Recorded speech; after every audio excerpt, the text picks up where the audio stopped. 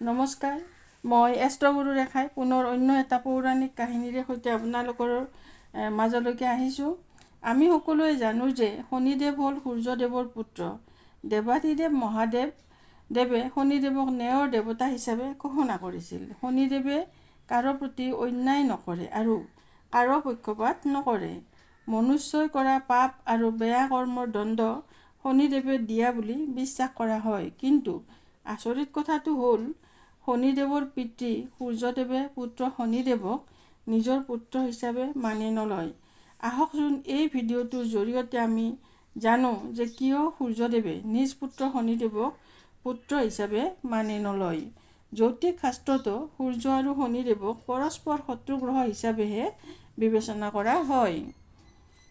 সূৰ্যদেৱৰ পত্নীৰ নাম আছিল দেৱী সন্ধ্যা। শনিদেৱৰ জন্ম সূৰ্যদেৱৰ পত্নী সন্ধ্যাৰ ছায়াৰ গৰ্ভত হৈছিল। আপোনালোকৰ জ্ঞাতাৰ্থে জনাওঁ, সূৰ্যদেৱৰ পিতৃৰ নাম আছিল ঋষি কাশ্যপ আৰু মাতৃৰ নাম আছিল দেৱী অদিতি। মাতৃৰ ছায়াৰ কঠোৰ তপস্যাৰ পিছত জেঠ মাহৰ অমাৱস্যা তিথিত ছিংগাপুৰত শনিদেৱৰ জন্ম হৈছিল। দেৱী সন্ধ্যাই নিজৰ ছায়াৰ উৎপত্তি কৰিছিল আৰু তেওঁৰ পুত্ৰসকলক চোৱা চিতা কৰাৰ লগতে নিজৰ পতি সূৰ্যদেৱকো চোৱা চিতা কৰাৰ ভাৰ দিছিল।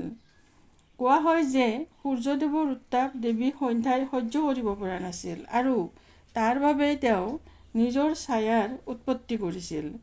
তাৰ পিছত সূৰ্যদেৱৰ পত্নী সন্ধ্যাই তপস্যা কৰিবলৈ বনলৈ গুচি গৈছিল। সন্ধ্যাৰ অৱৰ্তমানত ছায়াই সূৰ্যদেৱৰ সকলো কামৰ পৰিচালনা কৰিছিল আৰু লগতে তেওঁৰ সন্তানসকলকো চোৱা চিতা কৰিবলৈ ধৰিছিল। এনেকৈ এদিন ক'ব নোৱাৰাকৈ দেৱী ছায়াই সূৰ্যদেৱৰ প্ৰতি আকৃষ্ট হৈছিল আৰু প্ৰেম নিবেদন কৰিছিল। ফলস্বৰূপে সূৰ্যদেৱ আৰু ছায়াৰ মাজত শাৰীৰিক মিলন ঘটিছিল আৰু এনেকৈয়ে ছায়া এদিন গৰ্ভৱতী হৈছিল।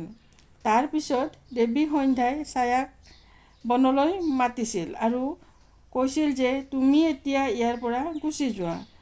তোমাৰ কাম শেষ হ'ল, তুমিতো দাসীহে হোৱা। তুমি মোৰ স্বামী সূৰ্যদেৱৰ কাষত আৰু থাকিব নালাগে।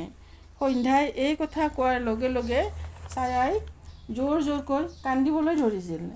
ছায়াই সন্ধ্যাক অনুৰোধ কৰি ক'বলৈ ধৰিছিল যে হে বাইদেউ, মইতো আপোনাৰ সৰু ভনীয়েকৰ দৰে। মই এই অৱস্থাত এতিয়া ক'লৈ যাম? অনুগ্ৰহ কৰি মোক ইয়াৰ পৰা যাব নিদিব। মোক ইয়াতে ৰখাৰ ব্যৱস্থা কৰক। অন্যফালে সূৰ্যদেৱে গছৰ তলত থাকি সন্ধ্যা আৰু ছায়াৰ এই কথোপকথনবোৰ শুনি আছিল, কাৰণ সূৰ্যদেৱে ছায়াক পিছা কৰি আছিল। তাৰ পিছত সূৰ্যদেৱে তেওঁলোক দুয়োৰে সন্মুখলৈ আহিল। পত্নী সন্ধ্যাক তাৰ পিছত সুধিলে যে হে দেৱী সন্ধ্যা, তুমি যদি মোৰ লগত নাছিলা, মোৰ লগতনো সেয়া কোন আছিল? সূৰ্যদেৱে ছায়াকে সন্ধ্যা বুলি ভুল কৰিছিল, কাৰণ যিহেতু ছায়া সন্ধ্যাৰেই আছিল। নিজ স্বামী সূৰ্যদেৱৰ মুখৰ পৰা এই কথা শুনাৰ পিছত দেৱী সন্ধ্যাই সূৰ্যদেৱক সকলো কথা আঁতিগুৰি মাৰি ভাঙি শুনাইছিল। ইয়াৰ পিছত সকলো কথা সূৰ্যদেৱে যেতিয়া শুনিলে, তেওঁৰ অতিপাত খং উঠিল আৰু তেওঁ দেৱী ছায়াক তিৰস্কাৰ কৰিবলৈকে ধৰিছিল। তিৰস্কাৰ শুনি দেৱী ছায়াই কান্দি কান্দি তাৰ পৰা গুচি গ'ল আৰু বনত গৈ প্ৰভু শিৱশংকৰৰ তপস্যা কৰিবলৈকে ধৰিলে। গৰ্ভ অৱস্থাত ছায়াই সদাশিৱৰ ঘোৰ তপস্যাত লীন হৈ যায়। কিছু বছৰ ভগৱান সদাশিৱৰ তপস্যা ছায়াই অহৰহ কৰি থাকিল আৰু তাৰ পিছত এদিন ভগৱান সদাশিৱ তেওঁৰ ছায়াৰ তপস্যাত প্ৰসন্ন হ'ল আৰু বৰদান দিয়ে। গৰ্ভ অৱস্থাত ছায়াই কৰা কঠোৰ তপস্যাৰ বাবে তেওঁ নিজৰ যত্ন ভালকৈ ল'ব পৰা নাছিল। সেয়েহে গৰ্ভ অৱস্থাতে শনিদেৱৰ ৰং ক'লা পৰি গৈছিল। শনিদেৱৰ যেতিয়া জন্ম হৈছিল, নিজ মাতৃ ছায়াই শনিদেৱক দেখি আচৰিত হৈছিল, কাৰণ সূৰ্যদেৱৰ পুত্ৰ হোৱা স্বত্তেও শনিদেৱৰ গাৰ ৰং আছিল অত্যন্ত ক'লা। জন্মৰ কিছু সময় পিছতে শনিদেৱ শিশু অৱস্থাৰ পৰা বালক অৱস্থালৈকে আহিছিল। শনিদেৱৰ অস্বাভাৱিক বৃদ্ধি দেখি মাতৃ ছায়া অবাক হৈছিল আৰু পুত্ৰক সুধিবলৈ ধৰিছিল যে হে পুত্ৰ, তুমি ইমান সোনকালে কেনেকৈ ডাঙৰ হ'লা?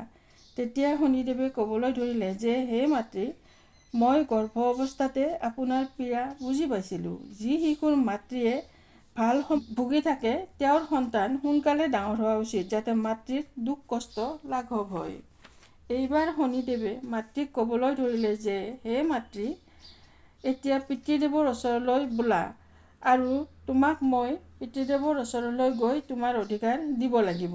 এই বুলি শনিদেৱে মাতৃ ছায়াৰ লগতে সূৰ্যলোকলৈ আহি উপস্থিত হ'ল। মাতা ছায়াক দেখি সূৰ্যদেৱ আৰু দেৱী সন্ধ্যা অতি আচৰিত হ'ল আৰু ক'বলৈ ধৰিলে যে, তুমি ইয়ালৈ কিয় আহিছা?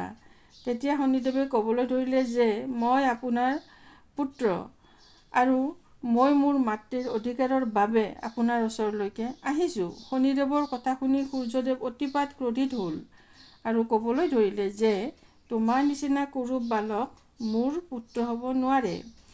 কোনে জানে তোমাৰ মায়ে কাৰ লগত সম্বন্ধ কৰি তোমাক জন্ম দিছে? মই তোমাক নিজ পুত্ৰ হিচাপে মানি নলওঁ। মাতৃ ছায়াই সূৰ্যদেৱৰ কথা শুনি কান্দিবলৈ ধৰিলে আৰু কাকুতি মিনতি কৰি ক'ব ধৰিলে যে, আপুনি অন্ততঃ মোৰ ওপৰত এই লাঞ্ছনা নলগাব।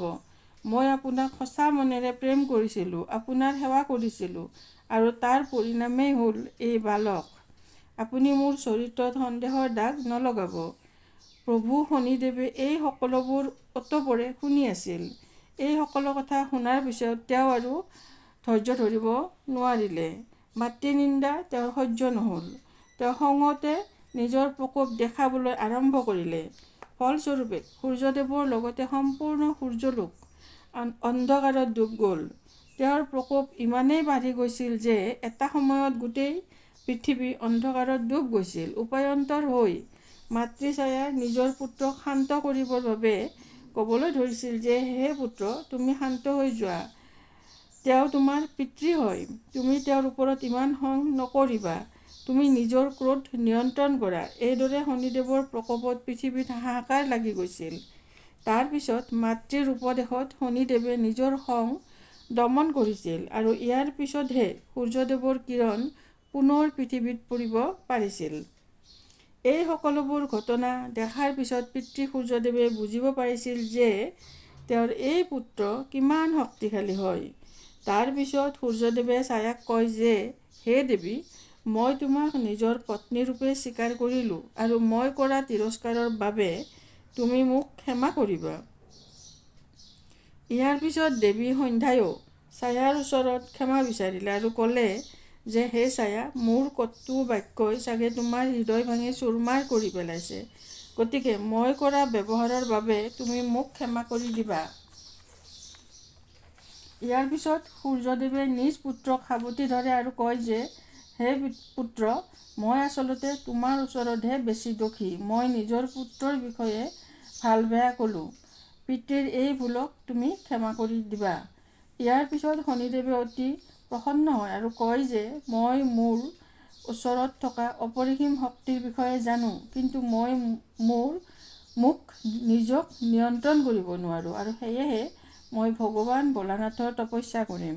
ইয়াৰ পিছত মাতৃৰ অধিকাৰ প্ৰদান কৰি শনিদেৱ তাৰ পৰা গুচি যায় আৰু শনিদেৱে বনলৈ গৈ কেইবা বছৰো ধৰি সদাশিৱৰ তপস্যা কৰে। শনিদেৱৰ কঠোৰ তপস্যা পূজা আদিত প্ৰভু ভোলানাথে তেওঁক দৰ্শন দিয়ে আৰু বৰদান হিচাপে সৌৰমণ্ডলত স্থান দিয়ে। লগতে শনিদেৱক ন্যায়ৰ দেৱতা হিচাপে ঘোষণা কৰে।